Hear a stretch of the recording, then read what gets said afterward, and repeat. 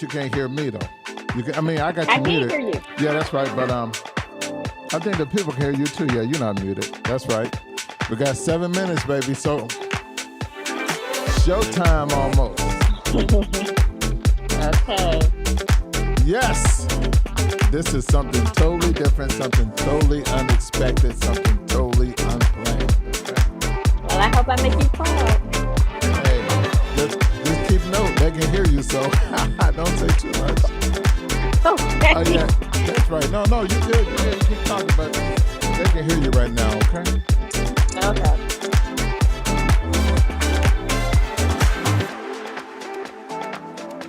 I want everybody to share this post. Share. Share this post because there are many people that are victims of domestic violence, and we need to get the word out. Less than 6 minutes and counting to showtime. A very interesting show for you today. The one and only. I guess I should have called her Miss She Got Game, right? Miss She Got Game, that's it? Is that the name you want to go by, sweetheart? That's my Instagram name. Oh yeah, that is right. That's your Instagram name. But for today's show, we're going to keep it Bernice Wilson.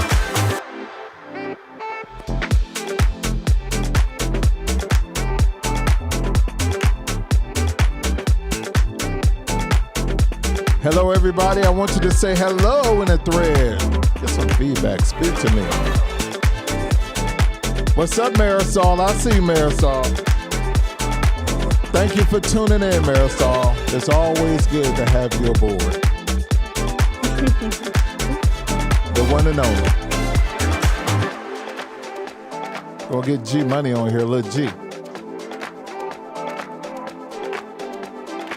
What's up, Ricky? Thanks, Ricky. Thanks.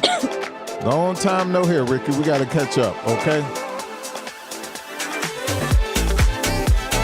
You see that suit Ricky had on, Bernice? What suit? Look. Mr. GQ himself.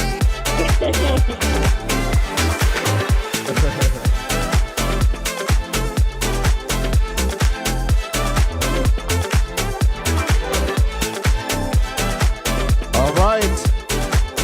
4 minutes to showtime. 4 minutes and 14 seconds to showtime.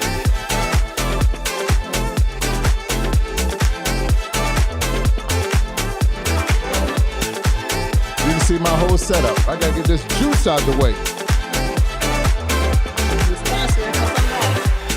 What you say? You know how people be having their sodas or drinks I out? know, but I ain't sponsoring nobody. They not cutting me no check. It's gonna be displayed. I'm getting paid for it, okay? Hopefully everybody's liking this beat that I'm about to run back because it's the same beat. It's upbeat though. It's gonna keep the show going. Countdown, 3 minutes and 32 seconds is showtime. Domestic Violence Month. Awareness Month. Thank you for correcting me, dear. But at some point, we're going to get a guy on here that's been a victim. This month, I'm going to find me a man that's been a victim of domestic violence. You better believe that. That's good. It's called Soda Not Pop. So what? He said it's called Soda Not Pop. It's called Drink Where I Come From. That's right. I need to get a sponsor. Somebody that has a drink product they want to get out. You all set? Get the camera ready, baby. Get the camera ready. I see you making adjustments, okay? I hope I'm at a good angle this way. I see me down. Okay. Is that all right with you? Is that what angle you had originally was good? When you were sitting, when we first made the connection, that angle was good. Okay, so I still have it at that angle. Okay. What's up, Belinda? What's up, cuz? Thank you for tuning in, and I haven't forgot about your video. I'm still going to put together that video for you, okay? Waiting on that podcast to come so I can talk about that podcast that you got coming up.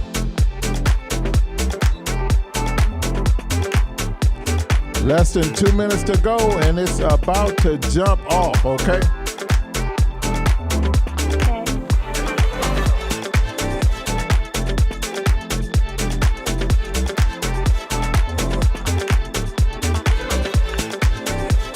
That's right, Belinda's on representing my hometown, Milwaukee, Wisconsin's in the building. Midwest, holding it down for sure, okay? What's up, Tamala? Good evening, good evening, good evening, Tamala, good evening.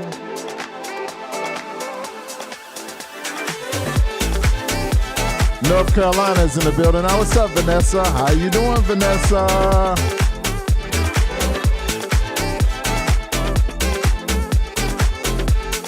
Hey, everybody. I'm not too sure who that is, though.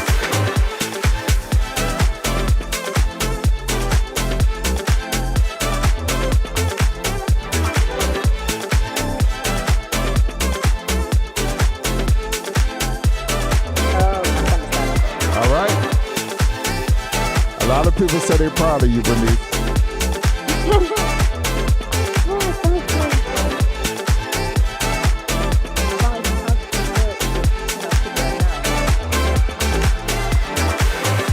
29 seconds and counting.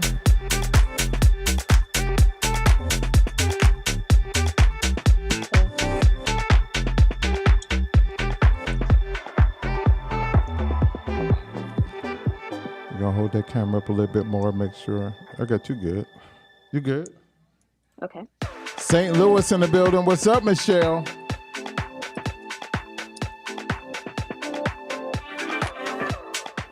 All right, all right, all right. Welcome to the Mr. He Got Game and Friends podcast. First of all, I want to say divine intervention kicked in. The reason why I say divine intervention kicked in because I was supposed to have been doing episode number 2 of high value and single women, but unfortunately somehow that just didn't pan out. And within 2 hours of recording the show, my wife agreed to come on and impromptu on this domestic violence occasion. Or Domestic Violence Month, rather, let me say that, because it is Domestic Violence Awareness Month. So she's chiming in, and everything is unscripted. So I want to give a shout out to my wife, Bernice, for actually coming on and wanting to be a part of the show. She's been beating me down for wanting to be a part of the show. It's like, I'm like, Steve Harvey's wife ain't on the show, so why do you want to come in all of a sudden now, okay? Bernice, tune the camera up, sweetheart. Okay. Hold on. You see where you at? Adjust yourself. I do. Okay, Okay. Thank you for coming on the show, baby. Tell people something about yourself. Bernice Wilson. Been in Atlanta for almost 5 years. Married 3 times. I always say 3 times is my charm, which I married you. Mom of 3, great middle, young adult teenagers, and a mom of a 4-legged little critter named Gigi. Okay. Thank you so much, and thank you for coming on the show. So You're welcome. you've been beating me up to come on the show. So you've been a victim of domestic violence. Am I correct? I am a survivor. A of survivor. domestic Survivor. violence. You was a Yes, victim, and now you're a survivor. I am a absolutely. survivor. Okay. I am. Okay. Now, how did you become a victim? Let me say that. How did you realize you were in a domestic violence situation? Let me put it that way. Oh, that's a good question.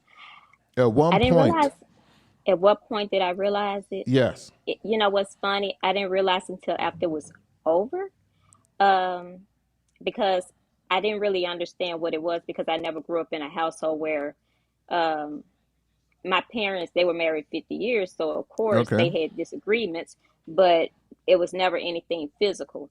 So when it first started, I thought maybe I was doing something wrong or, whatever. So I really didn't realize that I was dealing with it until that person was out my life. So you mean to tell me, and I'm just saying this because I'm oblivious and I'm not aware of anything, but being that you grew up in a household of 2 parents that's been married for 50 years, and I don't think your dad partaked in any particular domestic violence in No, front of you. Am I never, right? never, So never. after, what was the first incident, whether it was a hand, calling out the name, or just any type of abuse that what was the first incident that happened, I guess, to you The that very didn't first stand one, out, that made it seem like, okay, I didn't experience this growing up. So, the first incident, I don't remember the first time the words were exchanged, but I remember the first incident, and it was when I was pregnant with our child, and I had already had a child, and it was kind of a disagreement among about my child, and so I don't remember what happened, but I was told that I took a slap at them. But what I remember was I was pregnant, and I remember getting up off the ground, and I could see my feet going, moving, but I wasn't walking. And when I came to, I had been choked. I had got dragged into the bedroom by my neck. And when I came to, I didn't know what had happened. And all I kept saying was, I wanted to go let my baby know that I was okay. And that's what I went and did. And to be honest, it's crazy to say I didn't think anything else about it. It just got worse and worse. Then it would get better. Then it got worse and worse. So it was like a back and forth type of thing. I've always remembered the first time, and I always remembered the last time.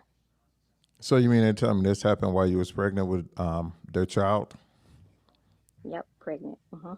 And so when you came to, you thought that maybe it was something you did that provoked this particular person to just That, arbitrarily just put some hands on you, I guess. that's what I was told. Of course, I don't remember doing anything, but that's what I was told. I was told that I hit them and they snapped. So I let me never ask you told my this. Let family. me ask you this. So after that occasion occurred, and it was just something that you didn't witness your parents doing, it just wasn't a red flag, or did you know anything about domestic violence, or did you hear anything about domestic violence, or did you even know anybody else that was involved in the situation dealing with domestic violence? Didn't know about domestic violence, hadn't heard anything really about domestic violence, didn't know anyone who had dealt with domestic violence. Never. So you never thought about reaching out to anybody? No, because they always give you a promise that it'll never happen again. So it didn't happen for a while. So I kind of felt like maybe it was just one of our disagreements. So in other words, you just masked the entire situation. Am I correct? You never reached out to a Absolutely. coworker or anybody? Mm-mm.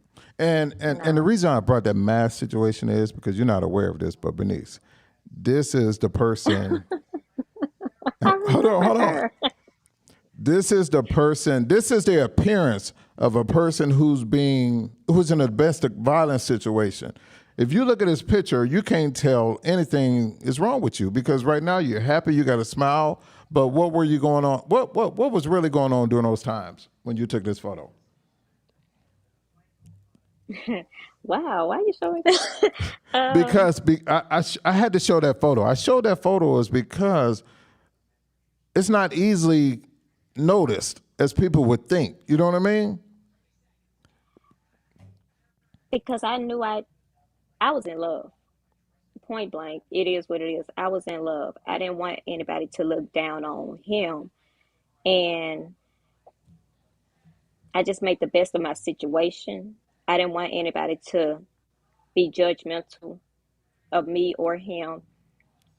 And so I always tell people when you smile, people just don't know what you might be smiling about. My only thing that made me smile the most were my kids. So I always put on that brave face. I can't even, I don't know. I It's got you. I got see. crazy. Hey, I look hey, at the hey, picture. Bernice. See, that's when you choose to come on my show, you get those impromptu Yeah. photos just like that, just like anybody else. So you, I'm not discriminating. Okay, I'm not going to oh, don't discriminate. Okay, against discriminate. anybody. Be I'm not. nice. Okay, I now got you. now Don't, that you yeah, brought don't up the discriminate. kids, how did it affect the kids? Now that's the most important. One of the most important things I want to talk about. How did it affect the kids?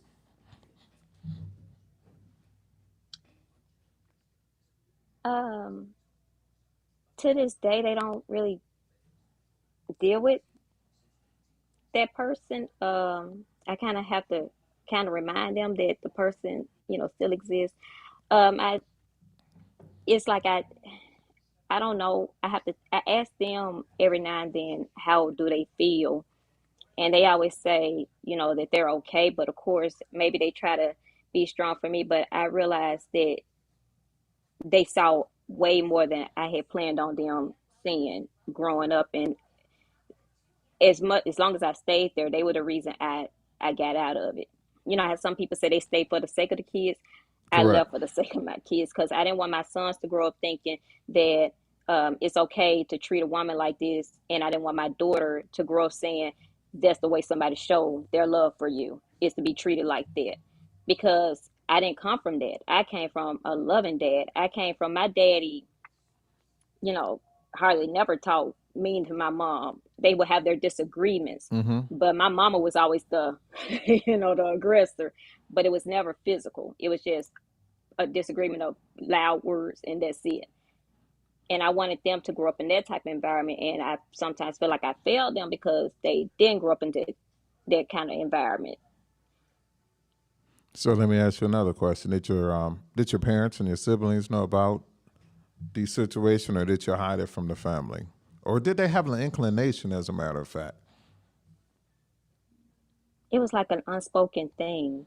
Um, my mama knew some of the stuff, and she would defend me. She would confront. She didn't care.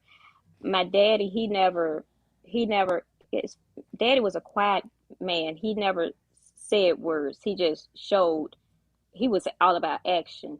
So when it came to the point that I was done, that's when daddy stepped in and was like, he came to the house.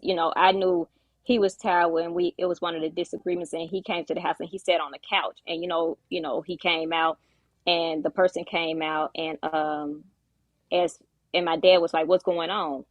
And he was like, "What's going on with you?" And my daddy, for the first time I ever heard my dad get that upset, and he was like, "As long as she's living, she's mine." So it's like my parents were there, but I kept them at bay. I kept them away from You hid it seeing from them. You hid the them. You groups. knew they I okay. hid You it. know I they hid had it somewhat good. of an inclination, but you didn't want to get them Right. involved. Is what you're saying. Mm-mm. Because, mm-mm. Nope. Okay. Now let me ask you another question. When it came to social media, what did you go Uh-huh. through when it came to social media being involved with this particular person? I wasn't allowed on social media. I would hide. I never used my real name when I was on social media, and I would deactivate my page every time I turned around. I would come on every now and then I deactivate it, and then I turn around and get back on there again with a different name. I wasn't allowed on social media, and I never forget one incident. Maya accidentally blurted out that I was on Twitter, and it caused a big, commotion. And so I got back off of it again. And when we finally split up, that's when I got on social media, and I was like, I was happy. I was able to be me. I know who I was. You know, I was built up to be what he wanted me to be and dress a certain way. And then it's like when I started feeling good about myself, he broke me back down in some of the worst ways. And give an example. What do you mean by breakdown? Give an example of ways that you were broken down. I guess.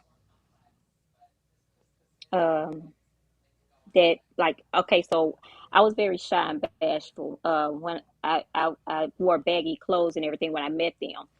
So they started dressing me more, I guess, what they consider sexy. Yeah. And so when I if those are the only clothes I had, then he would complain and tell me that he didn't want me wearing that because those clothes weren't appropriate.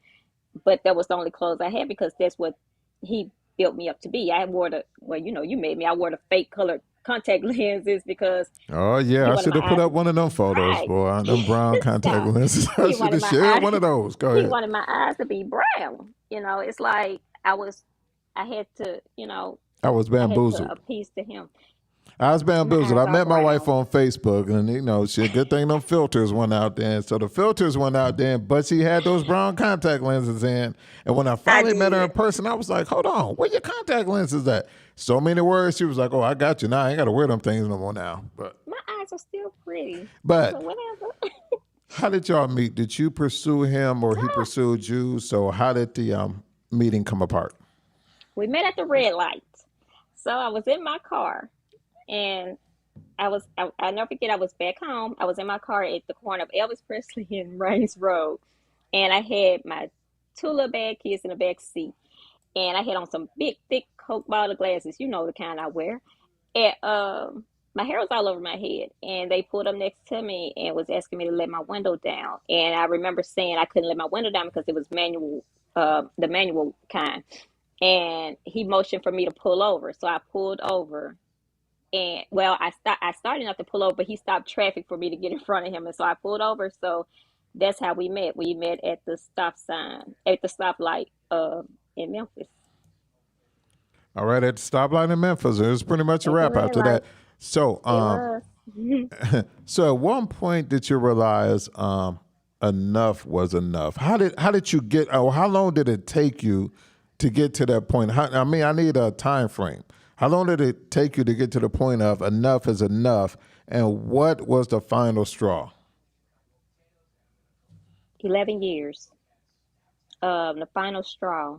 I had realized by the 10th year that I was done, and it was after a real bad episode, and he convinced my pastor to do counseling with us. So I did the counseling and everything, but I already knew I wanted to be out. He would go to church and everything, join church, but I knew I wanted to be out. So I never forget this one particular night. I had went to my sister's house with the kids, and we grilled, and it was a good day. And I was with my mom. I was with everybody. I was just happy that day. And I went home, and when I got home, my youngest decided to stay behind at my sister's house, and so the two older ones went home with me.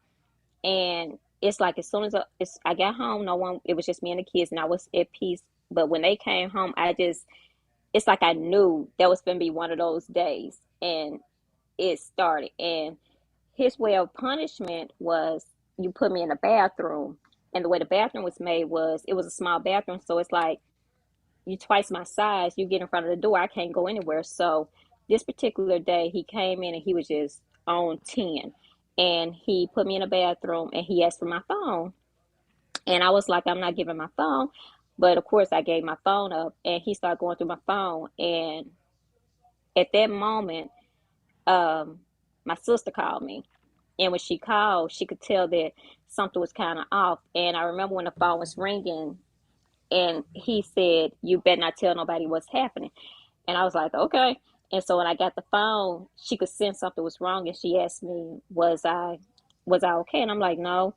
And she was like, "Well, Trent said he want to come home." I'm like, "Okay, Trent." And it's like I used that as my reason to say that Trent had an asthma attack, and I Okay. had to get out the house.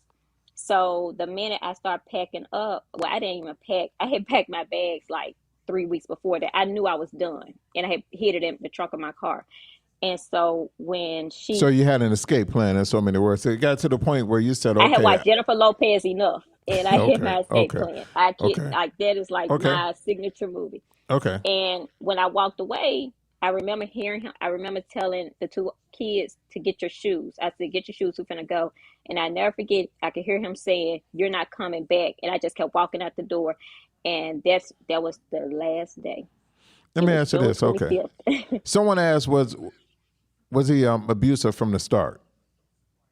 Mm-mm, Okay. not from Now, the start. now I No. have to ask you another question because this is a real life question. What baggage did you carry on after that particular relationship? That you, Um, uh, what baggage that you bring to this marriage, I'm baby? Let's talk about it, okay? defense. I have a defense mechanism that's just bad.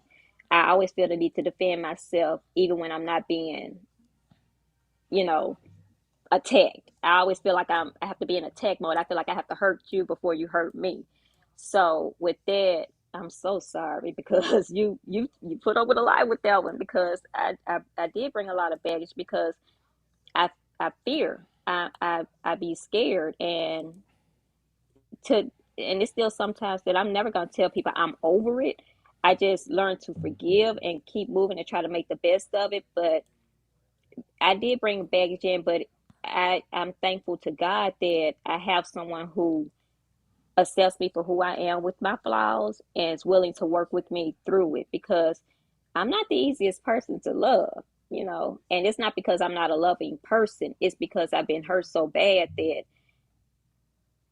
I didn't. That's all I had left in me was fight.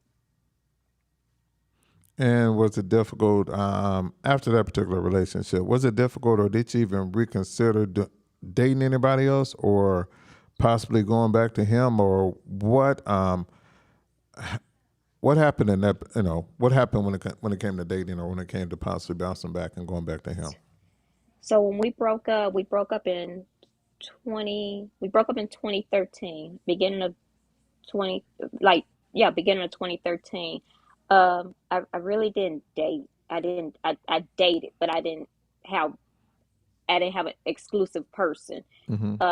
And then so like 3 years later, Now my define daddy got dating. sick. Now define dating, because we need an. I think you told me the body count was low, but go ahead, define dating, baby. Okay. What body count? You don't know what the body count mean, do you? No. How Yeah, I'm active were so. how active were you when you were dating? In other words, how Oh active were you when no. you were dating? And were you just dating, or dating and actually being involved physically? Okay, I dated one guy. Like okay, okay. one guy. I had to Yeah. put that out there Like now. yeah. Oh, okay. I'm sorry. No, I wasn't casually dating. No. I dated one guy. And so um late 2015, I like this guy too, but that's another story. Whole new And story, but go to ahead. you. And so 2000 end of 2015, my dad got sick. And when my dad got sick, like 3 weeks later he was gone. So um in the midst of all that happening, as crazy as it sounds, he was that person that was The my person that comfort. you knew, I guess. And I think that's what it was. So when my dad died, he was that person that was there for me. Funeral, everything. He was there for it all. So at that moment, I started reconsidering getting back together with him. Even at church, everybody thought we were getting back together. Um, He went to and I was church, or was that just well, at the church for funeral. the, or was that It just was church his. for the funeral? No, no, he had become a member of the church. So yeah, Before or after? before. Okay, go When we ahead. were together, he became a member. But when Mm, Daddy died, he came he was with the family for the funeral. He was acknowledged and everything. So okay. everybody at church thought we were back together. And I'm like, no, we're not back together. But after that, I kind of reconsidered, like, well, maybe I need to, give him a chance. And I always tell people the funny story, and my mama still laugh at this story. And I always say, Daddy was like, no, that ain't happening. Um, Lo and behold, when I was considering getting back with him, that May, I you came. It's funny because I always say Daddy went to heaven and gave a talk to God and was like, "Listen, God, I think this girl trying to go back to this man. I need you to do something." And lo and behold, you came. It's like you came out of nowhere, like So I had considered going back to him, but you know, I got with you. And I want to get back to the situation. I want to rewind a little bit. I want to get back with the Okay. kids, because Yeah. how was the relationship with your oldest son and him, and how was the relationship with your daughter? Because when you met him, you had a daughter and you had a son. So how I was the had a relationship between the two? when they were growing up with him. Yes, yes, yes. Him and the oldest, him and Shati, they tolerated each other. He always thought that I catered to Shati. Hmm. Maya, he loved both of them, but Maya was like his baby girl. That was like the only girl. That was his girl. Okay. So it was like it was always him against Shati because Shati was, kind of like my protector. Shati was that child that when I was pregnant, that was going back and forth, and that was the child that when it first started. So to this day, he don't deal with them. He speak to them, but he don't deal with them. Well, it's sad to say none of them do. Not even, you know, the youngest one. And So it's nothing with go ahead. me. It's just that they just choose not to. Even though I try to, but my mama told me not to push it on them, and I try not to. And I think when we started dating and when the kids came down, there was a lot of baggage that the kids had carried over, because I think that was the only particular male that they dealt with at that particular time in their lives. Am I correct? Right. Correct. So seeing and experiencing a domestic violence situation, they were kind of apprehensive when they first met me. The oldest one, which is the son, was kind of standoffish, kind of quiet to himself. Hmm. The daughter, she was the same way because they're like twins, and although they're not, Right. although they're not biological Right. twins, but they're like twins. And so it took Right. me a moment to get through that barrier because when kids are involved in a situation like that, trusting another man is extremely difficult. Right. Trusting another man is extremely difficult. And also trusting another man that's been in your life for so long and then all of a sudden the man just disappears, that Right. becomes extremely difficult to trust another person as well. Am I correct? Right. So Correct. I'm still to this day working on that trust factor. I'm still to this Yes, day you working on that are. trust factor. Have you or have you ever thought about forgiving him or I forgave him a long time ago. Um, a long time ago because I couldn't block my blessings for having hatred towards somebody. If anything, I feel sorry for them because I mean, I've been beat on. It's like what form of abuse you can come up with. It's sad to say that one person showed me all of it. It's like, you know, it shows you and so all I of it? don't. Go ahead. Yeah, Now, did you have any physical signs? Let me ask you that. Now, you mentioned you were choked, you were punched. Did you go to work or did you go anywhere with any physical signs that somebody questioned you at some particular point and say, hey, is everything okay? it was numerous occasions. One in particular was one day. He saw I had text somebody. Somebody had text me, "Hey." He went on the deep end, and so this particular night, he waited until the kids fell asleep, and when they fell asleep, I never forget, he came into the bedroom and he locked the door. I could hear him locking the door, and I just remember him on top of me, and I remember um his hand going up like in a fist. Mm-hmm. And I just remember, I never forget, I remember saying, God help me. And I went to sleep. And when I woke up, I was just in extreme pain. And so what had happened was I had got, I had got dealt four blows, two to the Wow. face and two to the left side of my left side. And Was that the now was crazy, this early in the relationship or later on down the this was after line? marriage, After later on marriage. down the line. How much later after marriage? God, I can't And really at that particular remember. point, it wasn't. And when you go through pain and you have physical pain and you have abuses, I mean, your physical signs of abuse to go along with the pain that you're bearing, you don't say to yourself, I'm not downing you, and I'm just questioning because I'm unaware. You don't say to yourself that I got to get this to stop. I don't want to wake up and I don't want to be in pain and I don't want to live in fear or anything like that. Or I was always promised it would get better, and like, again, I was in love. I felt that it would get better. Um, it never got better. It's hard to say what you're thinking because at that moment you're not thinking with you're thinking with your heart. You're not thinking with your mind. It's like it's so hard to explain to make people understand how you feel because is I don't know. That's It's a good question because I don't know what I was thinking then. I okay, don't.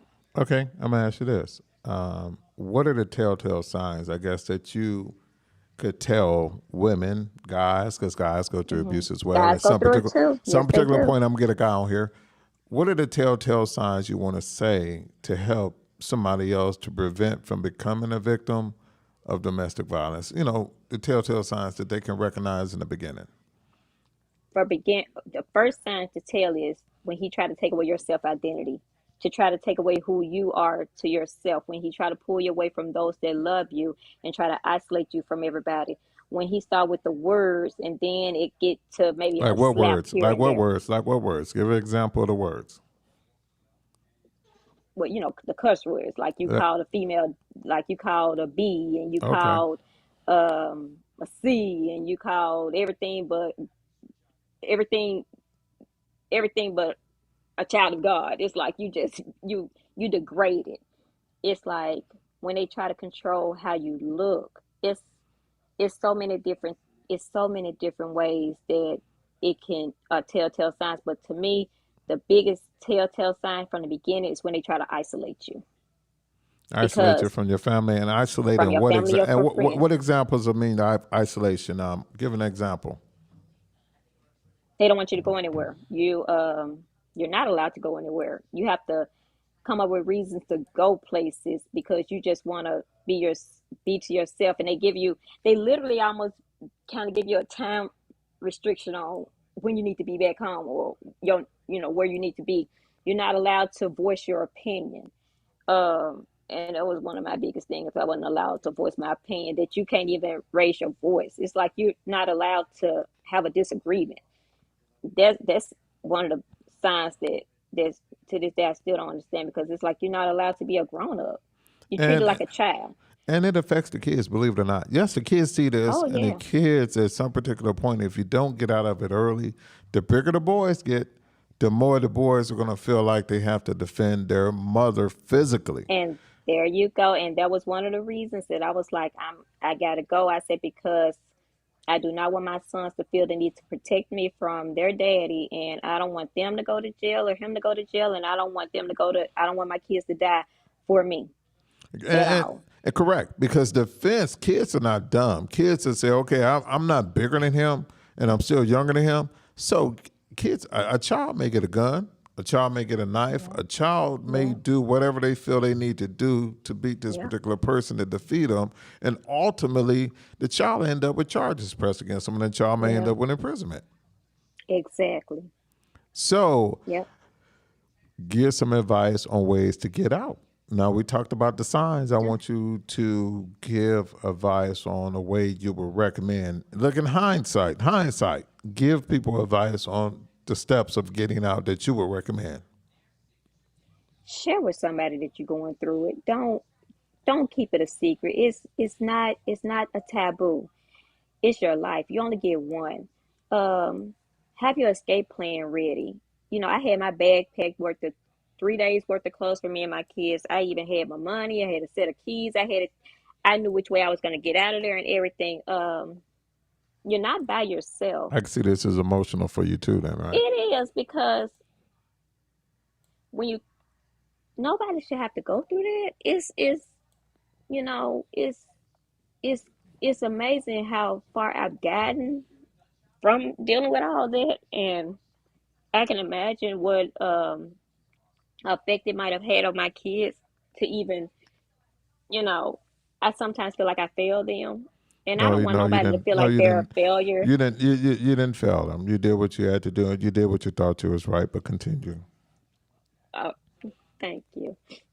I don't want nobody to feel like they're a failure because how somebody else is treating them.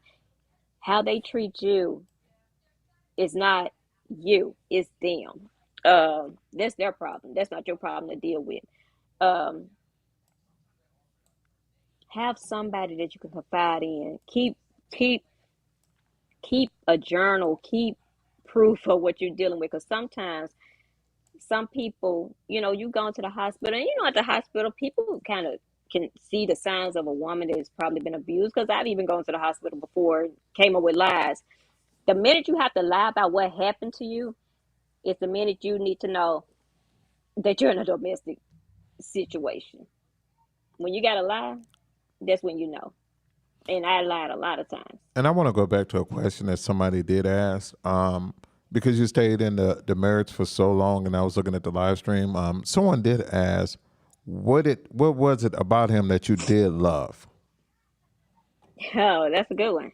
So the thing I loved about him was it's a crazy thing. That was my protector, but that's who I feared the most, if that makes sense. With him around, I felt protected, but he was also the person that I needed protection from. I got you. I got you. I got you.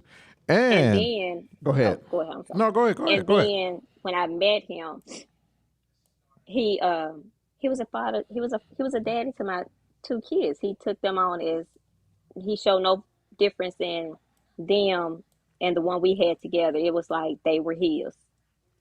So I had found my kids a dad, and I found what I thought was my, again, my protector. And I can say I applaud you because you know when I met you, I know your journey. You know, you were divorced. You were a single parent. As I got to know you a little bit more, you were struggling. Yeah. I didn't realize you were struggling, but even through your struggles, you didn't take the low route. You didn't go out and put yourself out there with multiple guys just to try to get money to pay bills. You didn't ask me for money. But when I Mhm. found out that you needed things and that you were a hard working parent trying to do what you can do to survive, to take care of your kids, I offered every now and then. I sent you something. Mhm. And so You that did. that pretty much, you know, you could have sold yourself. You're a beautiful woman. You know, you didn't have to wait for me. You're a beautiful woman. So Thank that is you. what Okay. attracted me to you the most is that, you know, it's a lot of things you could have done. You know, a lot of things that people do nowadays. And because of that is where we got to where we are now, right here. I know them. Oh Right there, we got wow. to that, and that's where we are right Wow. now. And because of who you are, and I want to thank you for being you. And it's going to be a couple of shows where this is Domestic Violence Month, and I want to get as many Okay. people on this month as I can. So if you're interested in being about on a show and talking about your story, or if you've been through a situation, or you're a counselor on domestic violence, I want to bring you on. I want you to also like and subscribe to the YouTube channel because that's going to help me continue to produce information and put this information out there that's going to help many others. Bernice, your story, believe it or not, is inspirational. Your story has reached many people. Your heartfelt testimony itself will inspire, motivate, and educate. And I want to thank you for coming on the show. You're welcome. Thank you for having me and letting me I'm tell my glad to have story. you as my wife. I should have called you Miss She Got Game, and she badgered me about putting her on this show. So I finally got a chance to put her on this show. But thank you everyone that tuned in.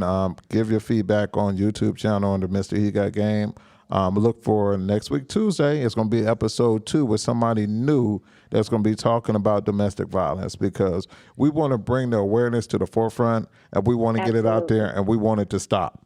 All right. And let it be known that men deal with it too. So don't be shamed because you're a man. Because there's some women out there that has those same tendencies as some of these abusive men. All right. Wise words spoken. Until next time, in between time, is yours truly, Mr. He Got Game. Thank you for tuning in, and thank you, Bernice. I love you, sweetheart. I All right. love you too. Talk to you Okay. guys later.